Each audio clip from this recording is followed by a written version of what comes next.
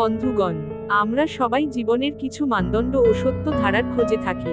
আজ আমি আপনার সঙ্গে ভাগ করে নিচ্ছি 6টি মহাসত্য, যেগুলো যদি হৃদয়ে ধরে রাখা যায়, তাহলে জীবনের চোখ খুলে যায়, দৃষ্টিভঙ্গি বদলায়, সম্ভাবনা বাড়ে। 1 নম্বর, সময় ফিরে আসে না। আপনি যত খোলা চোখে দেখে নিয়েছেন, সময়টি অদৃশ্য হয়ে গেছে। আজ আপনার হাতে রয়েছে একমাত্র সময়, এই মুহূর্ত। অনেকে সময় নষ্ট করে ফেলেন, পরবর্তীতে করব, আগামীকাল দেখব দিয়ে। কিন্তু সময় অপেক্ষা করে না, সে শুধু এগিয়ে যায়। তাই আজই শুরু করুন, আজই পদক্ষেপ নিন।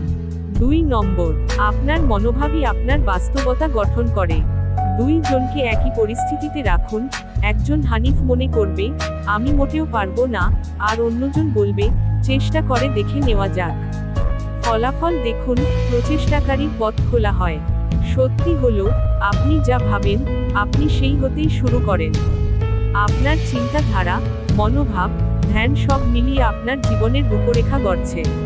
3 নম্বর, ব্যর্থতা শেষ নয়, এক ধাপ শিখন।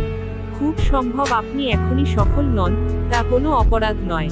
কিন্তু যদি আপনি ব্যর্থতার মুখ থেকে ফিরে না আসেন, তবে সেটা বসে থাকতে পারে। কিন্তু ব্যর্থতা হলে অর্থ হলো, আমি শিখব, আমি উন্নতি করব, এই মনোভাব। মনে রাখুন, ভুল না করলে নতুন কিছু করা সম্ভব হয় না। 4 নম্বর, নিয়মিত অভ্যাস গঠন হলো শক্তির বুনিয়াদ। বিরল সাফল্য নয়, ধারাবাহিক ছোট ছোট জয় গড়ে তুলবে বড় সফলতা। প্রতিদিন যদি একটাই ছোট কাজ ঠিক করে করা যায়, সেটি পরবর্তী দিনের বড় শক্তি।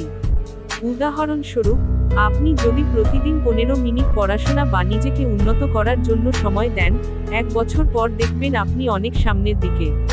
5 নম্বর, ভয় মানে অন্তরায় নয়, চিহ্নিত সংকেত। ভয় আসে আমাদের কমফোর্ট জোনের বাইরে যেতে বললে। কিন্তু ভয় মানেই বিপদ নয়। ভয় মানেই, আমি পরিস্থিতি থেকে কিছু শিখতে যাচ্ছি, আমি বড় কিছু করব।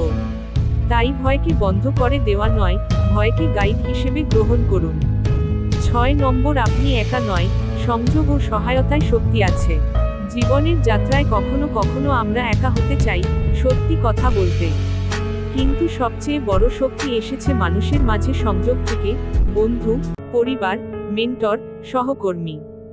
যখন আপনি নিজেকে ভাঙা মনে করবেন, তখন পাশে কারো কথা শুনুন, পরামর্শ নিন, আফসোস না করে সম্ভাবনার দিকে এগিয়ে যান। প্রিয় বন্ধু, এই 6টি মহাসত্য যদি আপনার জীবনে শুধু পাঠ হয়ে থেমে না থাকে, বরং রোজকার সিদ্ধান্ত, কাজ, মনোভাবের অংশ হয়ে ওঠে, তাহলে দেখবেন, আপনার জীবনের মান বদলায়। আপনি শুধুই আজকের জন্য যেভাবে বাঁচছেন, সেভাবেই আপনার আগামীকাল গড়বেন। শেষ কথা, এই নিয়মানুসারে অভ্যাস গঠন হলো শক্তির বুনিয়াদ। এই সত্যটি আজই আপনার জন্য একটি চ্যালেঞ্জ হোক।